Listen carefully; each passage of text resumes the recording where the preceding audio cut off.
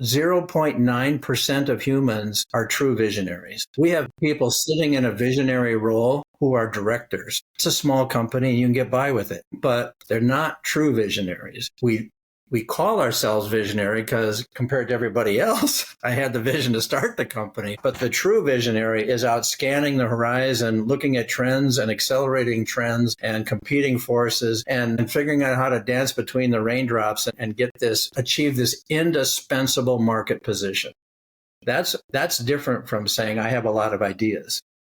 If your business went away, how long would it take for your customers to replace you? And if the hole you leave is the same hole that is left when you pull your finger out of a glass of water, you do not have an indispensable business. You have not positioned yourself as a strategic growth partner. You are simply a replaceable supplier. Hey, welcome to this week's episode of The Freedom Experience. I'm your host, John Moncrief. And if you're on YouTube and you're wondering about the background here, we're traveling through the US and we're in Savannah, Georgia at the moment. I'm looking over the river in front of me. And it's the best spot I could find in the hotel just to record this intro. So this week's episode, I'm joined by Bill Mills. He's a structural engineer turned CEO of Executive Group, an award-winning author of Breakthrough, The Power of Conscious Conversation, and he's the creator of The Leadership Process and one of the big reasons I got Bill on the show. So Bill's logged over 4,000 hours leading CEO roundtables. And that means he's not just dealing with the stuff in theory. He knows what works in the real world. He's worked with these teams. And in this episode, we break down 3 practical ideas that you can take straight into your business. Number 1 is closing the execution gap. Now, most teams are hitting 80% of their priorities or the rocks. And I believe that this is a mistake and something that's kind of come around through EOS, which is fundamentally a brilliant system, but you're aiming for 80%. And really that creates a huge execution gap. It leads to things like lost margins, stalled momentum, and potentially a sign of some deeper issues. So in this episode, Bill shares a simple tool, the force field diagram, that can help you to uncover friction points that might be slowing you down, and then how focusing on 2 or 3 of the right forces can close the gap and take you toward that 100%. The second thing we talk about is to become indispensable. It's about value proposition, and you have to figure out how to become indispensable to clients. And I love the way that Bill puts us. He asks, who would cry at your funeral? Kind of like a Robin Sharma thing, like who would cry when you die? So if your business disappeared tomorrow and your customers could replace you without missing a beat, you're replaceable. And that's not great for your business. So he shares some stories of how companies that identified hidden problems and kind of rode the horse in the direction that it was already going turned a low margin product into a strategic growth engine, kind of driving margins of like 70%. So listen in for that. And then we talk about shared control and multiplying results. So most business owners think that they're delegating, but what they're actually doing is holding on with one hand. And Bill explains how real leadership is about sharing, not just delegating control. When you empower teams, basically when you empower teams at the point of action, you reduce turnover and you ignite engagement and build a business that doesn't rely on you to move forward. So grab a coffee, pick up your notepad, and let's jump into this one with Bill. It's really good. Bill, welcome to the show. It's so good to have you on. I'm really excited for today's conversation. Thank you, John. I'm looking forward to the conversation. Thanks for having me on. So we're going to get into things like execution gaps today. And the first time I heard you speaking, I'd been working with a client and they were celebrating success at getting to sort of 78.2% of their goals or their priorities or the rocks for that quarter. Yeah. And I heard you talking about this execution gap, and I thought, I've got to get Bill onto the show and talk to you about this. Yeah. So maybe just to start with, give us a little bit of background about yourself and how you found yourself where you are today, helping business owners figure this out. Well, it's a long and sordid story, but I actually was trained as a structural engineer. I almost got my master's degree. I was working on my final project, but then I had 2 kids and a car payment, a house payment. I thought, you know what? I'm never going to be an engineer forever. I was already working as an engineer while I was working on that, and I like people. I like process. I like building things, and so the structural engineer made sense to me. But at the end of the day, I just like helping design and build healthy companies more than I enjoyed building buildings. So that's how I started. I owned my own painting contracting business for a while. We had about a 35% EBITDA. So it turns out it's not that hard to be successful in the construction industry because there's so many goofy things that happen. But if you just get back to people and keep your word, you can do pretty well. But even that didn't have the deep satisfaction of what I ultimately wanted. And so got involved with consulting and training, and back in 1989, so 36 years already, I've been doing that. For the last 25 years, I've been running business owner, CEO peer groups. Several hundred people have come through that process over the years. I was adding it up. I'm north of 1,300 peer group meetings that I've facilitated. And so that's well north of 4,000 hours I've spent sitting, listening to business owners, large and small, sometimes complain, mostly strategize about how do I get to the next level and what's it going to take. So a lot of what I'll share with you today is their stories, not mine. I wish I was smart enough to come up with this on my own, but I'm a pretty keen observer. And when you start seeing the same issues again and again and again, and with a process mind, you go, okay, there is a reason that this keeps happening, and we got to change the inputs if we want a different output. And that's just how my brain works. So, you working with those roundtables, what was it, 1,300 roundtables? Sat in on more than 1,300. Yeah. What are some of the patterns that you're seeing? Well, there's the human pattern, right? There's the I'm not willing to admit that I'm a control freak, and the reason people aren't empowered is because I refuse to empower them, or I keep grabbing the wheel the instant it's not the way I would do it. There's certainly that. A lot of the patterns have to do with smaller companies in particular. Marketing is a really challenging deal. Like, how do you get the word out that you have a better mousetrap? Well, and then strategy. First of all, do you have a better mousetrap? I mean, that is a brutal question. The question I ask people is, who would cry at your funeral? If your business went away, how long would it take for your customers to replace you? And if the hole you leave is the same hole that is left when you pull your finger out of a glass of water, you do not have an indispensable business. You have not positioned yourself as a strategic growth partner. You are simply a replaceable supplier. And there's 15 people lined up that could take your place at any point. And that is a tough business. That is a tough model. And so that's the first thing. Operational excellence, you got to be able to execute. Having a great idea that you can't execute on doesn't help. And ultimately, the culture, the leadership, the people. We know the story. Culture eats strategy for breakfast or lunch, or probably 3 meals a day, probably. But at the end of the day, we say things like culture, but who's actually dived into the body of research that describes exactly how you create culture? And most entrepreneurs did not get in business because they wanted to have a bunch of people to manage. That was not their primary objective. And I've met many CEOs that go, that's the part of the business I don't like at all, dealing with people. Yeah, I've heard it's the same thing I see as well. And a recent report that we put together was one of the biggest challenges, or one of the biggest issues that CEOs were talking about, is like managing the people. Yeah. Not what I did why I went into in the first place. Well, people are complex. And so I told my wife that she was complex, and she took it like it was a compliment. I don't know. I mean, I don't know what our deal is, but we haven't taken the time to figure out the human challenges. And I just put a little note on LinkedIn today about why are we not fanatical about getting the right person in the right seat?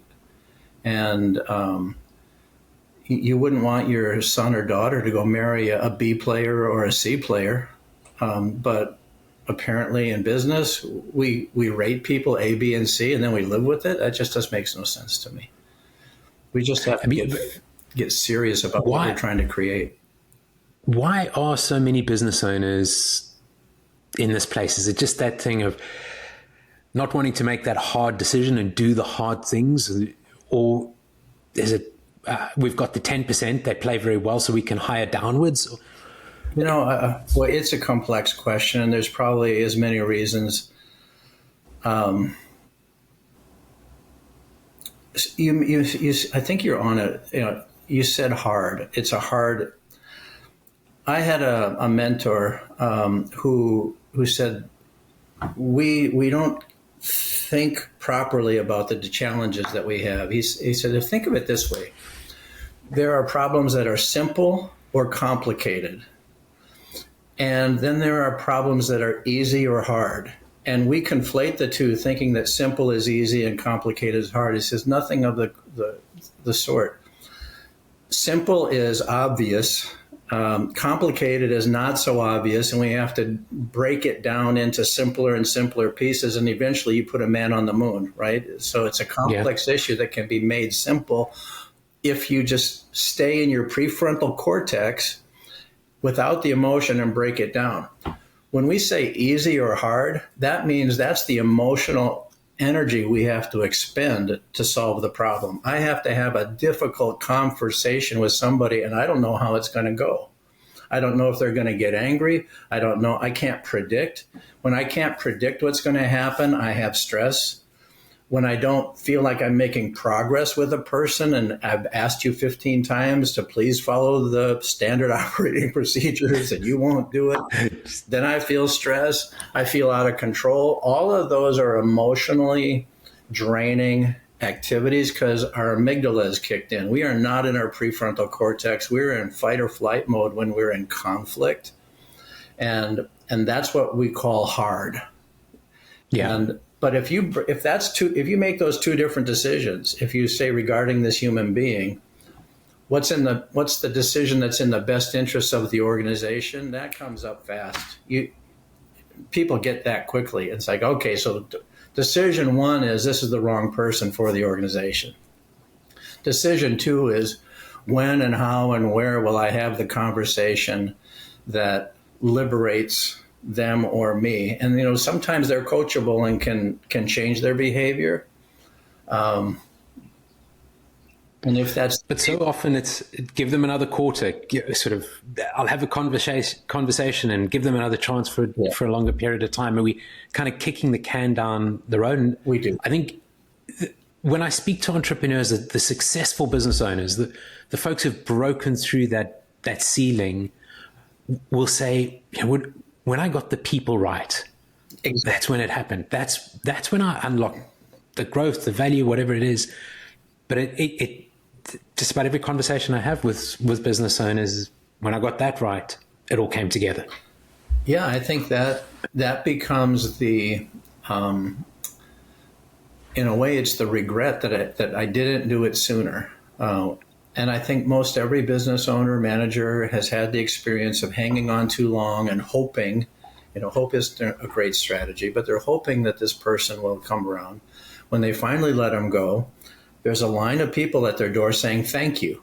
And it's like, well, that's interesting. Why didn't somebody say something? How come this became a management issue when really the peers weren't having a good time? How come they weren't engaging in a way? And that's a different level of culture when problems are being handled at the point of contact rather than using the manager as the mommy person or the daddy person, and you reinforce a power over relationship, which much of business is. Here's an organizational structure and you report to me and you're my subordinate and I'm your superior, all of that. And we got this whole hierarchy. It works completely different from partnering. And collaborating, and so it's just sort of an old mindset that gets in the way. And ultimately, I think, and you can read this in Maslow's book, Maslow on Management, Abraham Maslow, The Hierarchy of Needs, Yeah. and he says the fundamental problem is managers like to feel in control. And now you have to share control if you're going to get anything done, because one person can't do everything. Well, I don't like to share control because then I feel out of control and then I feel nervous. And so you have this fundamental psychological existential threat that if I give up control, somehow I have to feel nervous. And it's like, well, no, you need to share control. You need to share power. And you don't hear that message much. We hear, No. I delegate it. Well, no, I have to, let's share this thing. And then there is a handoff. The baton does have to get handed off, but it's handed off in a way that we are, a healthy baton handoff feels like you're sharing, right? It feels like we're working together. So, but you're just going back to what we were saying a little bit earlier. I think before we hit the record button.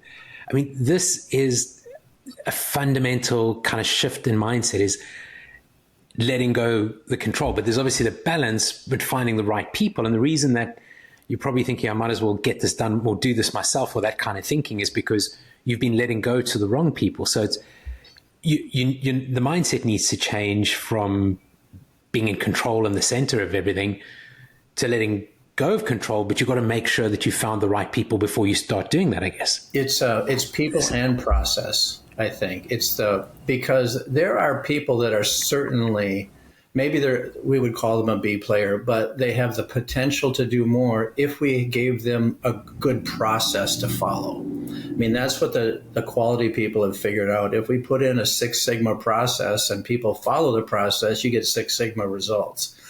And so they don't really talk about A players or B players if you're just doing that task. And so I think it is the right people, definitely. It's also the right process. So here, I mean, if you want to have a little irritable bowel syndrome, just read Gallup. They're saying only 18% of managers know how to build a team naturally. I mean, well, actually, that's not exactly right. 18% of managers are right people, right seat. Only 1 out of 10 naturally knows how to build a team. Another 2 or 3 with the right process, with the right training, can get there. 70% of people never should be a manager, will never be successful, just won't be able to do it. Their brain just doesn't work that way, where I pour myself into your success and your development. They just can't get there. So that means, 82%, 4 out of 5 managers are leading sub-optimized teams.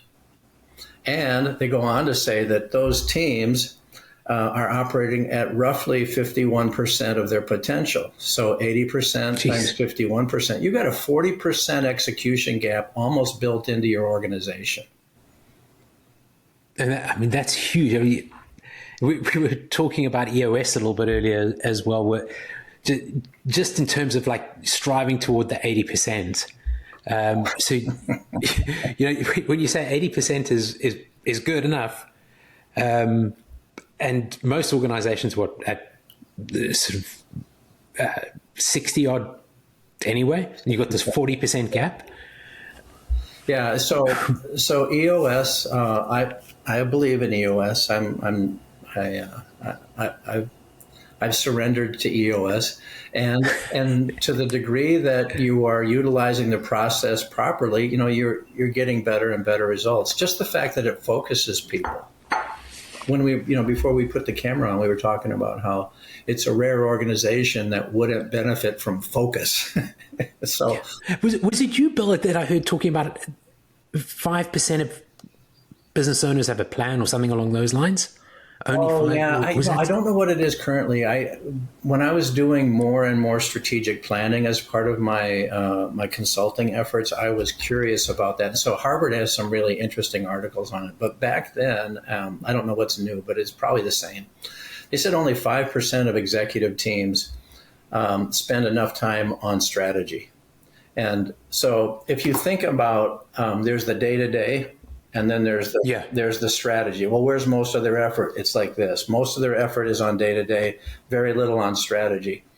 And And you could say, if I got a killer strategy, then I could, I don't have to change my strategy every year. If I position my business properly in the marketplace, Southwest Airlines hasn't changed their strategy in 40 years. And they print money because they understood that they needed a business model that embodied the strategy. And then anything that wasn't part of that strategy, they cut it out. So they focus on one thing, point to point.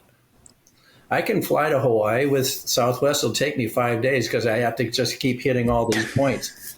So they're not a spoken hub, and they don't try to be, and they attract people that fit that model, and they understand that's the sweet spot for them. And I think that's the challenge when you hit that ceiling of complexity. A business owner has to say, well, my current strategy is working to this degree. The market is rewarding me with my current EBITDA, my current sales, all of that types of stuff. And I would say if you don't have a minimum of a 10% bottom line, the market, you're just somebody's going to take you out because the market hasn't rewarded you with enough margin. They haven't said, we've got so much value from you, we're going to reward you with margin. When you start having a 20%, 30% bottom line, you are becoming an indispensable partner in somebody's life, and they don't want you to go away.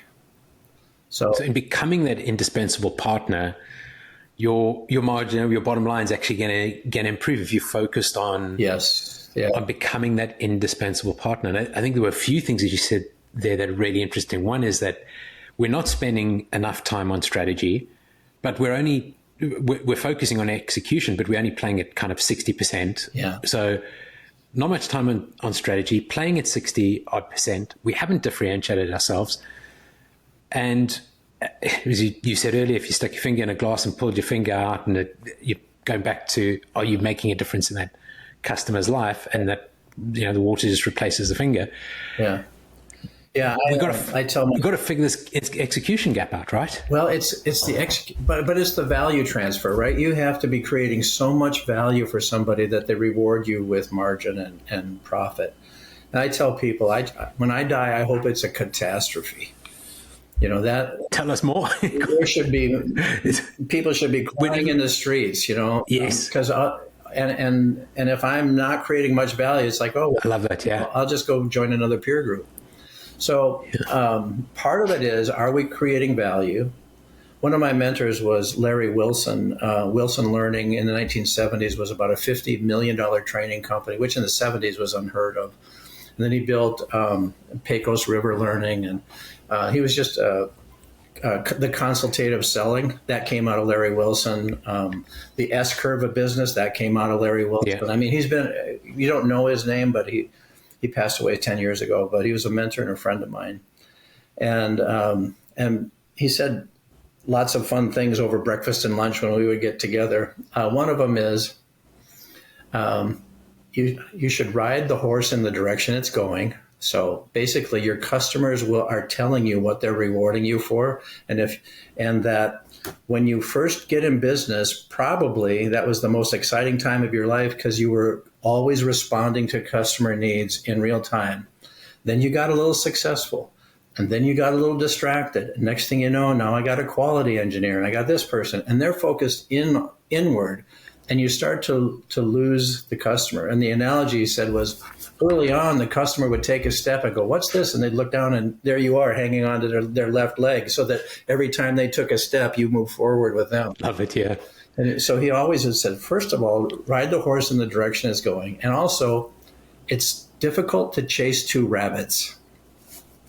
And entrepreneurs, I think many of them have entrepreneurial ADD, the bright, shiny object, shiny object syndrome, yeah. And they and they're so busy creating the next fun thing, but we haven't optimized the initial offering yet, and the business structure that will support it in an optimal way. And so, It's a rare company that wouldn't benefit from focus comes back. And maybe that's also the time for the transition of leadership. There are I was interviewing somebody last week, and she was talking about her brother had the grit and the kind of alpha male sort of, this is going to happen no matter what, I'm going to build a business, but hit that 3 million, 4 million plateau. Engineer, wanted to work on the exciting stuff, but couldn't take it to the next level. And as she takes over, there's this hockey stick kind of, she was a people person. And we go from stuck at 4 million to somewhere around kind of north of 19 million in a very short space of time because of that switch of the leadership. And so I've got all these little sayings. I don't mean them to sound trite. It's just that I keep condensing nuggets down to a point where you can remember them. And I just say leaders take action to create a better future. And by that standard, everybody in your organization could and should be a leader because they can always take action to create a better future. How do you know when you have a lack of leadership? When they tell you, well, we're only going to hit 80% of our goal.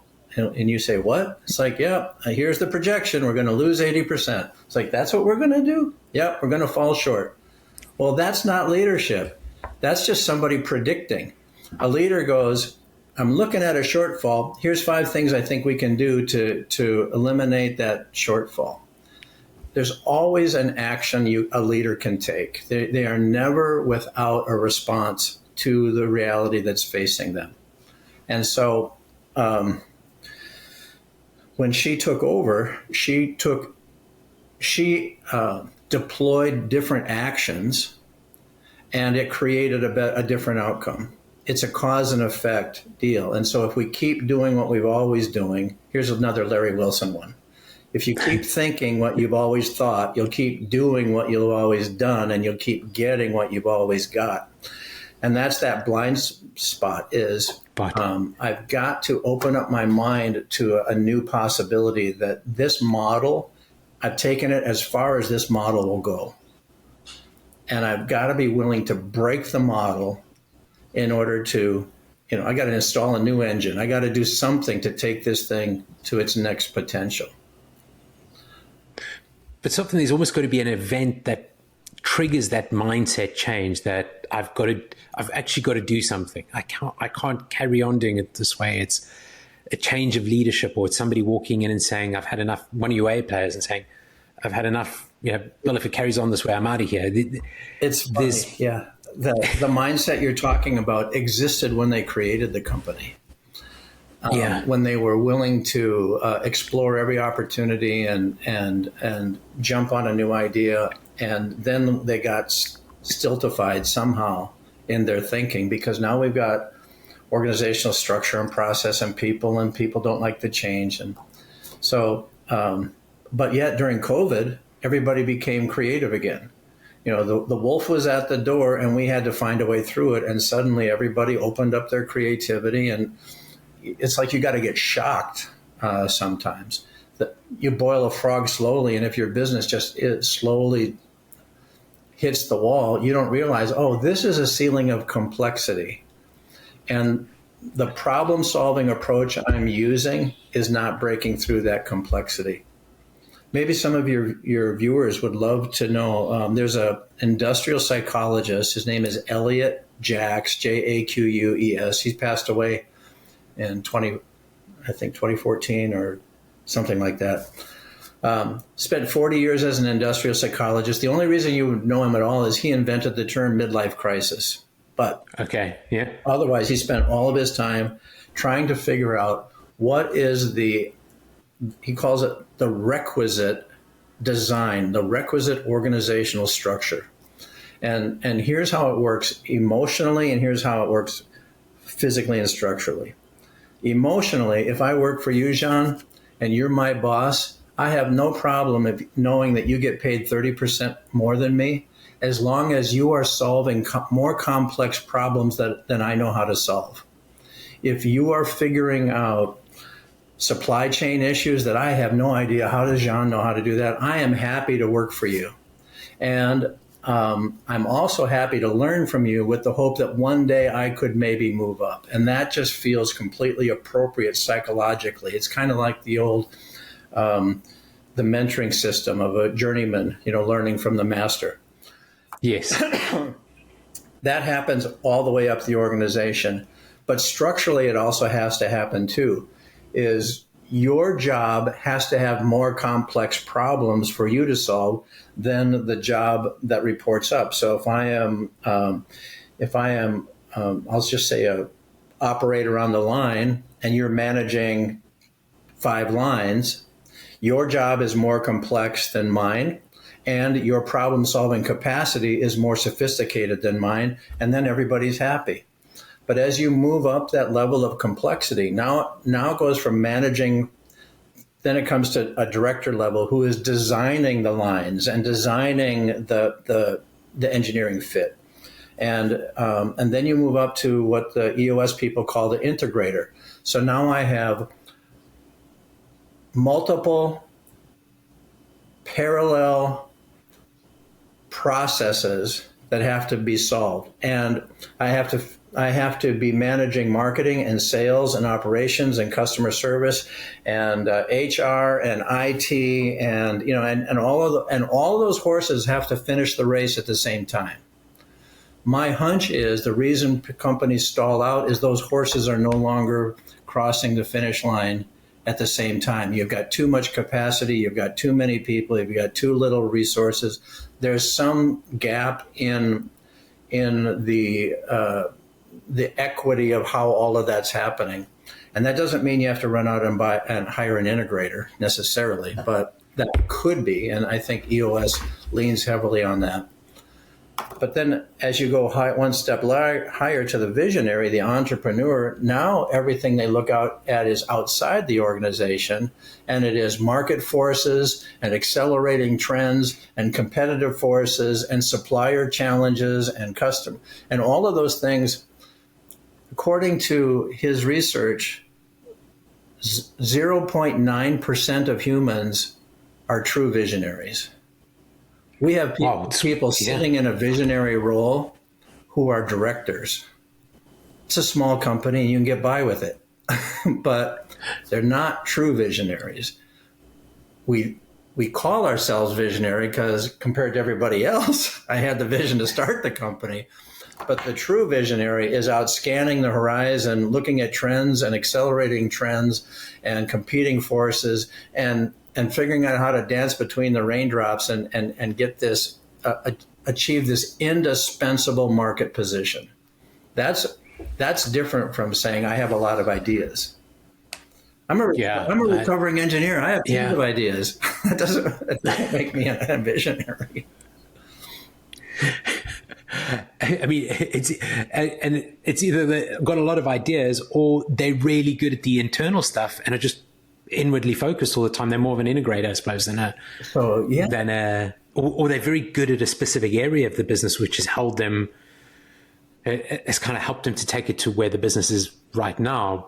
But they're not looking at how things are, how the world's changing around them. And you see it so often. You interpreted that exactly right. So that's what Elliot says is, how do you know that you have a person placed too high in the organization? They keep working low.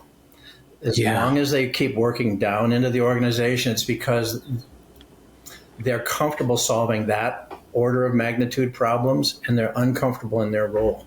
And so you're coming up on your quarterly review with EOS and somebody says, did you complete your rocks? And you go, well, you wouldn't believe what happened.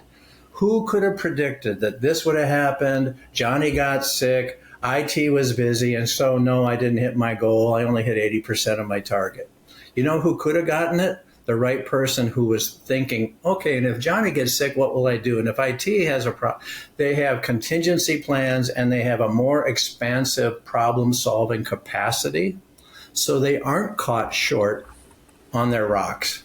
They succeed because they take into account all the things that can happen, and then they plan and they work into the future appropriately to solve that. And that's the work of Elliot Jacks. And the gentleman who's taken over his work is Tom Foster. You can look him up on YouTube. We'll do that and then get them into the notes. Yeah, Yeah, thanks. he's fantastic. I've had him speak several times at our peer groups. He's fantastic.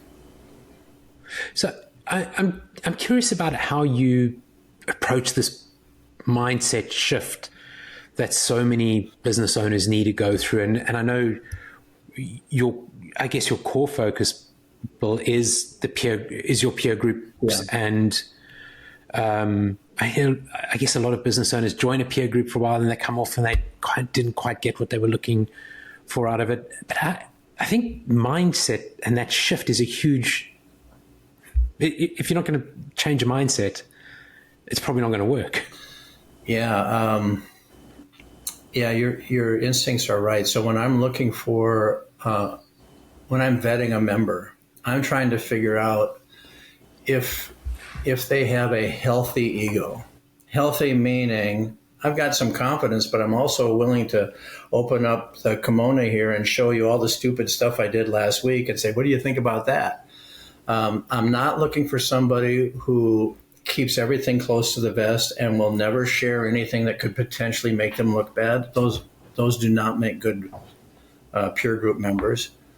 I'm looking for people that have this lifelong learner mindset of I love business. And I love the business of business, and it's not just mine. I want to learn about yours too, because somewhere in there, I'm going to learn something from a service industry that I can apply in my manufacturing B2B that will make a distinction, and vice versa.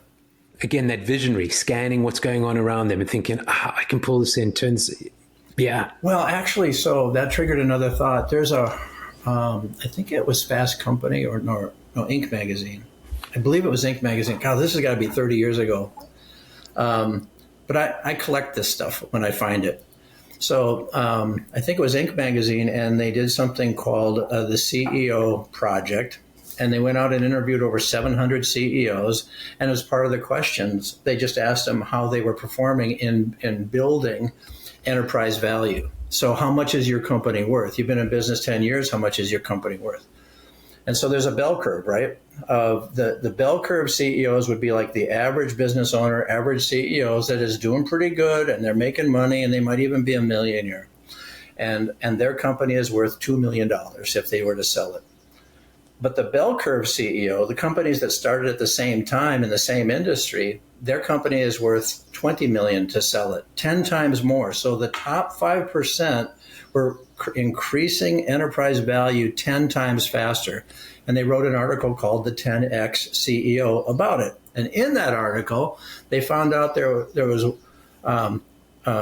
just a couple questions they could ask. And if based on how the CEO answered, they could almost predict if they were going to be a 10X CEO or not. And the question was, can you give me 2 ideas that I got from outside of your organization and you implemented them in the last year? That's the first question.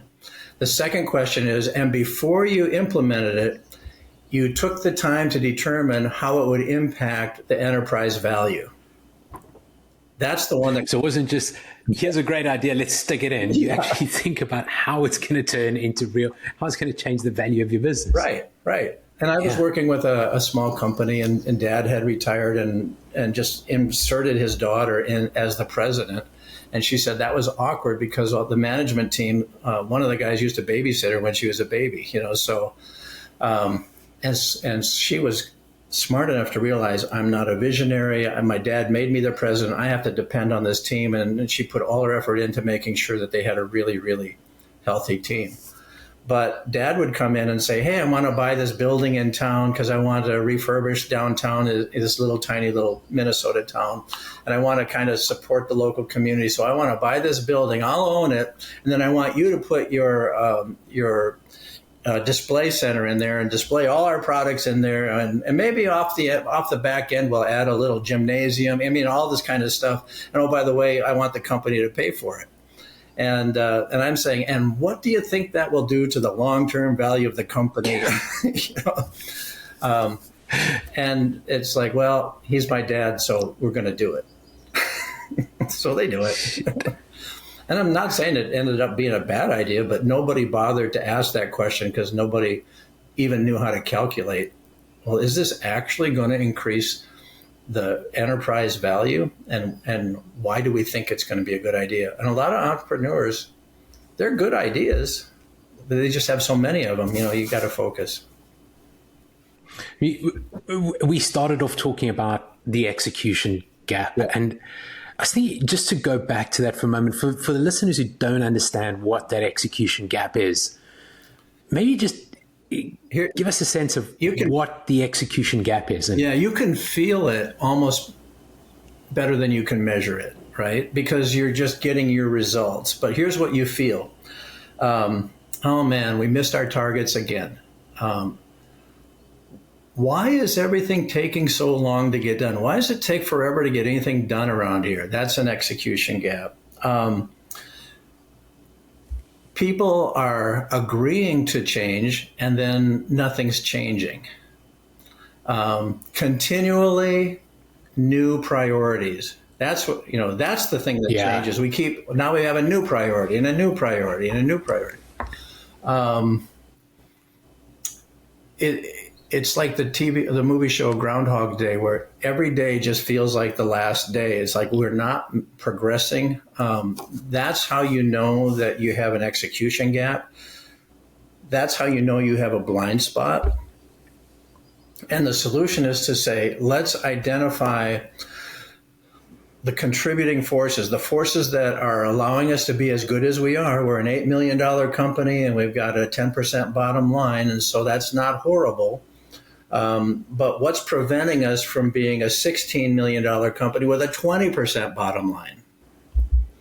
And what are the forces in play, the opposing forces? So then we could double down on the positives, or we could start removing constraints. But when you identify a specific issue and then look at the competing forces, this is called a force field diagram. It's been around for 100 years.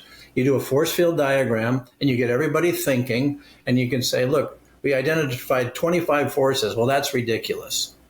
What are the 2 or 3 forces that if we double down on them for 6 weeks or 3 months and we take it as far as we can go? So you do an 80-20 analysis and pick the vital few, and then you focus your time and energy on those. That's how you start to break through these execution gaps. And sometimes it's people relationships, and sometimes it's process, and sometimes it's an inaccurate understanding of what the customer values. It's like, oh, you mean they don't want today what they wanted yesterday? Who would have thought? So, yeah, that's a really good one as well. You see so many business owners who almost, well, the customer doesn't really know what they need or what they want. It's our job to tell them. And what's actually happened is, I think back to sort of cloud computing, and so many business owners who were stuck in, no, we're always going to be on the servers, and the big banks won't move and the government won't move, and we're now in the AI world. And I'm just hearing that same kind of echo again and thinking, I've been through this a few times in my life, and you aren't listening to that sort of direction of travel, where the horse is going, as I think you put it earlier. It's very much that. If you do a really good job and become an indispensable strategic partner with your customer, it's almost like you get a seat at their executive leadership table, right? Because they are letting you know what are the accelerating trends or decelerating trends that are concerning them, and what they're going to do about it. And you're in working with them. I've got he's not currently a client, but for 10, 12 years, he was a client of mine. And they were operating on a 22% gross margin, which leaves you nothing. When you get to the market, you have to be so operational. They were making basically dies and you would stamp out like a rubber, like the way you would make a sole of a shoe, only they would other patterns. And he said every every purchasing agent we call on knows that if we try to raise our prices so we get a little bit more money, they already know there's somebody that's 2% share. They know all of them. And so we're always in these bidding wars. And I said, well, could be who you're going after. Going back to that niche. Who values you? Whose values? Your gasket at a higher value. And he said, well, I do have this one company where we make like 75% gross margin on it because it's in the medical device industry. And we came up with this really unique seal. And we did this one project for the U.S. government where we put a rubber gasket and seal around a Humvee's front window. So it's bulletproof if you hit it, but you flip 2 levers and you can kick it out. If the frame gets racked by an IED, you could escape. They're willing to pay us, a 60% gross margin on that. I mean, it's still a gasket, for God's sakes. It's not like, add that to the price of a Humvee, nobody even noticed. So, and then he goes, you know what? We solve vibration problems with gaskets. Nobody knows you can do that. We solve electromagnetic interference problems with engines. I said, well, and he solved it, not me. He comes back and he said, we've got this deal with John Deere. Which customers want to be able to use their phone and not have electromagnetic interference when they're driving around in their tractor? Well, farmers. So little by little, he starts penetrating these markets where the kind of the unknown problem that they can solve. Customers don't know they have this problem. You go to Toro and say, hey, you know what? We could fix your lawnmower so the guy could talk on the cell phone while he's riding your lawn. You can do that? So I was in his office one day and he said, you're going to love this, Bill. I'm just finishing up my proposal. He presses send. He goes, we got a 72% gross margin built into this one. Well, you know what? That's life-changing. So what am I saying? You got to open yourself up to, if I was to become indispensable. Oh, and what started this conversation was now John Deere invites him and about 30 other vendors to be in on their annual strategic planning. They're the preferred vendor list and they're only like a $30, $40 million company sitting there with John Deere. And he said, what am I doing here? And the manager said, we like the way you think. You're a real partner. You're bringing new ideas and solutions. That's what we value more than the gasket. We value how creatively you're solving problems our customers have. So that was the point of that whole conversation. It isn't obvious on day one what that would be, but you start the search. There's got to be something that differentiates, that creates more value than. And sometimes it comes out of you pay attention to how your customers are using your product, and they're using it in a way that you never even planned for. Well, there's something there, And so when you're indispensable, you're in on those strategic level conversations. You find out where they're moving before anybody else finds out. So you're already a partner, and then now you have an enhanced value proposition that you can take to other customers who you are potential customers, and you can use that enhanced value proposition to unseat the incumbent competitor. Yeah. And so this thing starts to become a flywheel. But this is I think the challenge, in that we chase the revenue. Let's sort of chase 5, 10, 15 million or whatever. We're not looking at as closely as building the value in the business. And I think you were making a point a little bit earlier about sort of thinking a few years down and building that differentiator out. It might not be there right now. It might be something that you got to build, and it may take a bit of time, but that's really building the value, and the margin's going to come with building the value, as opposed to sort of chasing the revenue number all the time. Yeah, and so part of the reason the margin comes with it is you build a machine that does one thing very, very well. And and then you pursue that one thing. And a lot of times the way we identify our customer base and we segment it is we go, okay, I'm a $5 million manufacturer, and I'm going to go after companies that are 100 to 300 million in revenue because I think I can handle their volume.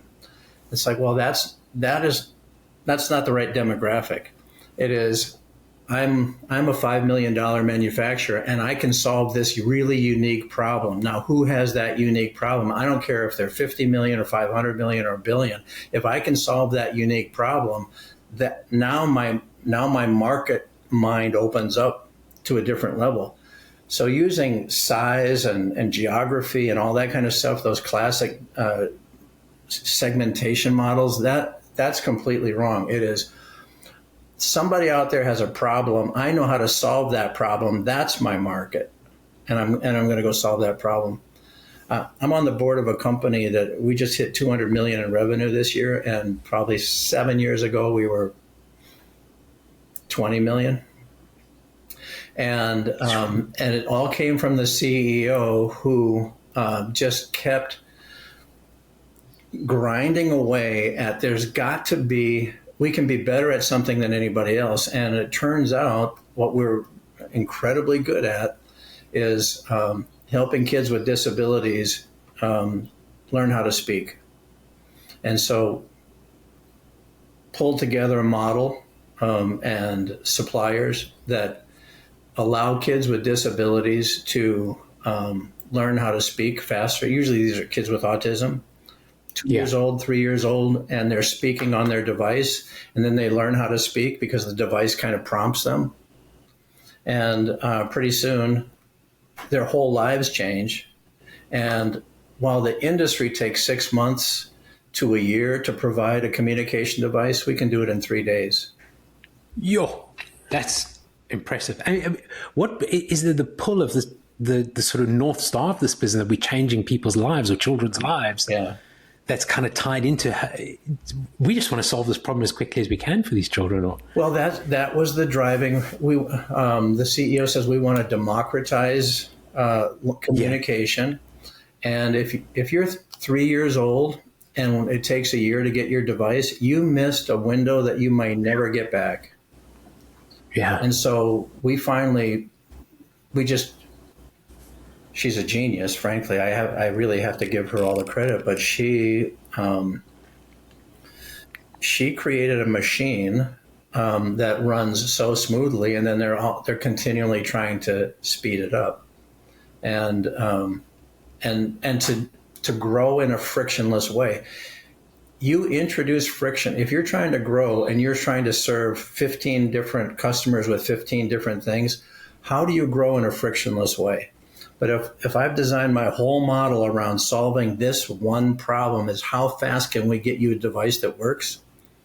And then pull the friction out of the way of the people who are working on it as well. So they're focused, pull all the sort of corporate bullshit that goes on in between. Just get that out of their way and let them focus on building what's important. Yeah, I don't have to serve three or four different customers today. I serve one customer. I have one problem to solve.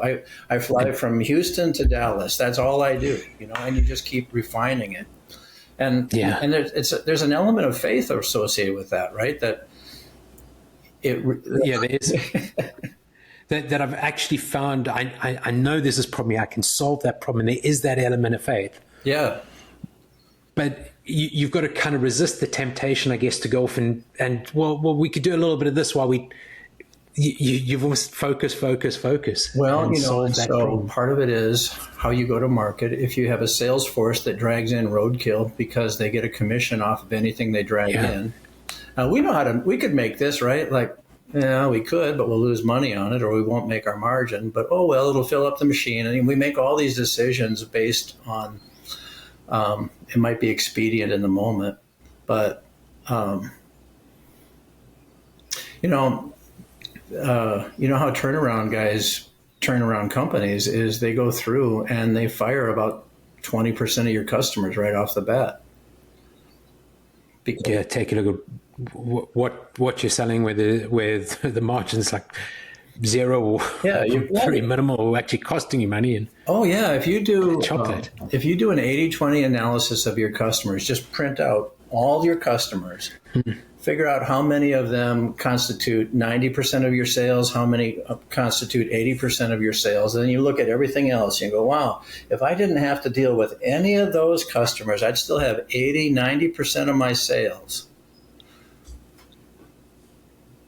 Wow, we could be a lot smaller, a lot more precise. I hate to say it, but some of the people that are creating friction could go away. We only keep we go full circle back to having those A players, the right people on board, processes. Yeah. And actually the bottom tier, the bottom bunch of folks that you serve, you're probably losing money on them, and it's hidden in the overall revenue streams. So, but we've talked about it a lot today. I mean, and there's a lot going on at the moment for business owners to deal with. So economically, politically, there's a lot of change going on with technology and AI. Yeah. What are some of the things that you are advising business owners or talking to business owners about at the moment, and how they should be thinking? Yeah, well, the tariff thing is going to figure itself out eventually. I don't know when. I mean, we've survived everything that's ever been thrown at us. So I'm thinking we're going to survive this too. And there's always kind of opportunities in it as well, Samai. Well, if you think back to the ups and the troughs and that we go through, there's businesses that come out of the other side much stronger.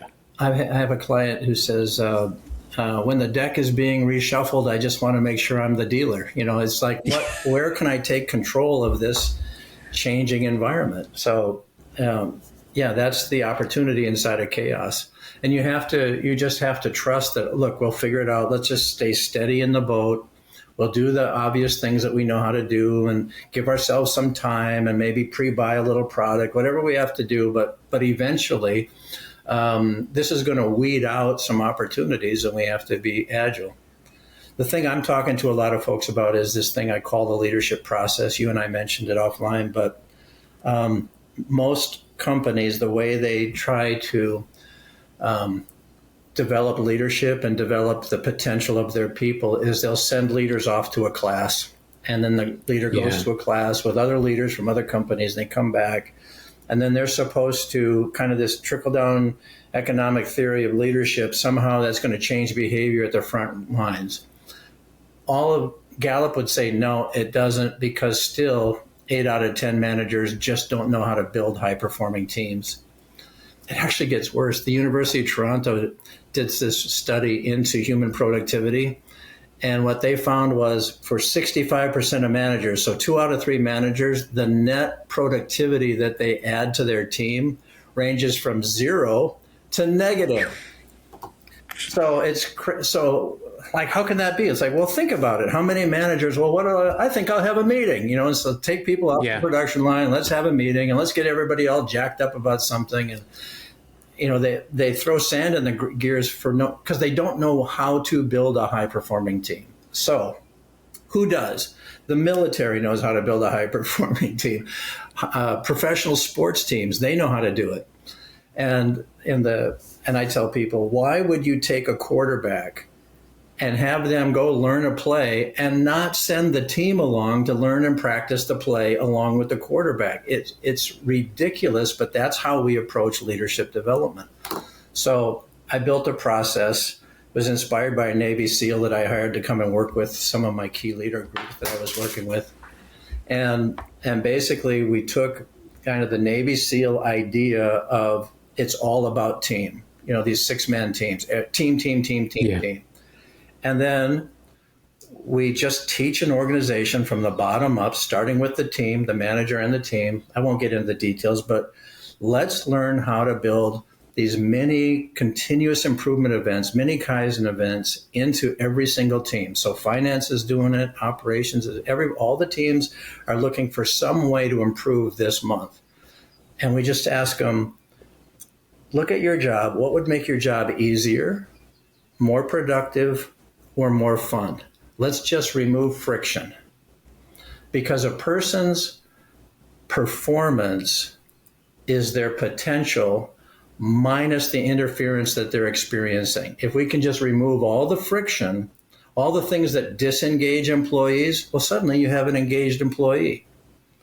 And Gallup would say engagement levels are the lowest they've been. Worldwide, they're like 21% engagement now. Yeah, it's ridiculous, isn't it? So this leadership process just removes disengagement, just removes friction. What's left is my natural desire to make my job easier, more productive, or more fun. I mean, the results are stunning. The first company we did it with, we ended in 2022. Now it's 3 years later. Their bottom line is up over 300%. That was Heather, who's on Ryan's podcast. So if the audience is interested in listening to that, we'll put that into the notes as well. But that was phenomenal. I think the staff turnover was at 20% or something in 2022, and by 2024 was down to 5%, which means you're taking that, and then 300% overall increase was. Oh yeah, it's crazy what has happened, and it's just because we started at the point where people had to lead. Like, decisions have to be made right here, and this kind of goes back to that execution gap.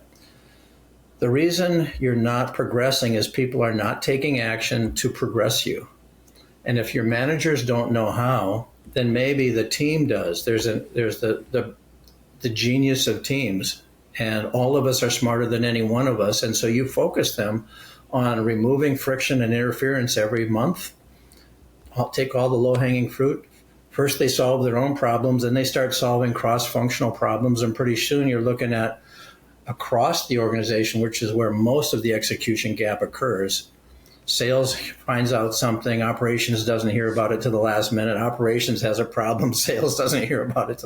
All of that stuff, all of that eventually going down a rant. Sorry, but anyway. But it's almost this tendency as you grow to become more complex, right? Instead, what we should be doing is trying to simplify it. Yeah, they're tackling bigger and bigger challenges, and you're very quickly finding out who is taking action and who is not. And so it makes it pretty clear who you want to build your future around. Yeah. Brilliant. So we'll make sure we put all that in the notes as well. I got one last question for you. Yeah. This podcast is all about entrepreneurial freedom. And I'm really interested in your perspective on what freedom means to you, and maybe perhaps in the context of the business owners that you work with. Well, freedom,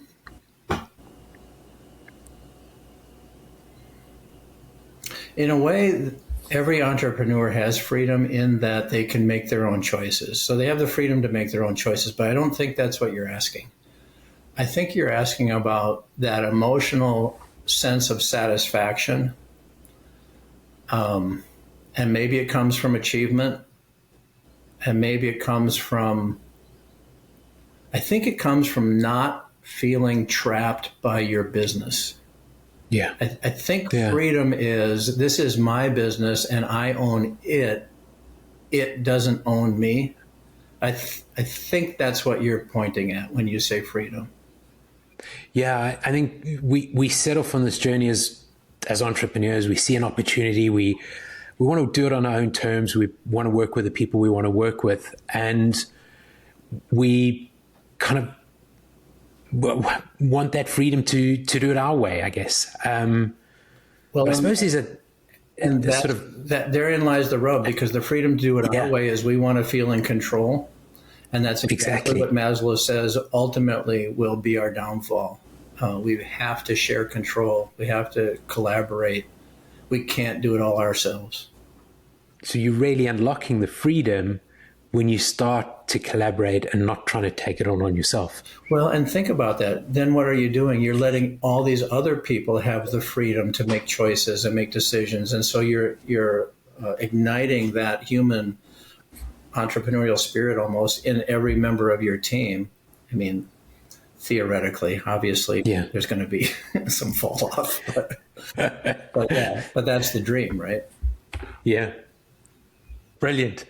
Thank you so much for coming on, Bill. I really, really appreciate it. I appreciate your time. It's my pleasure. Great talking with you, and go forth and free up people, right? Free up people. Right. That's it for this week's episode. A very big thank you to Bill Mills for the depth, the candor, and the practical tools that he shared on this episode. I think if there's one thing to take away, it's this. The path to entrepreneurial freedom isn't about doing more. It's about doing what matters, figuring out what those rocks are, what those priorities are, and then finding the right people to execute on those and make sure that you get out of their way so they can get done what they need to do.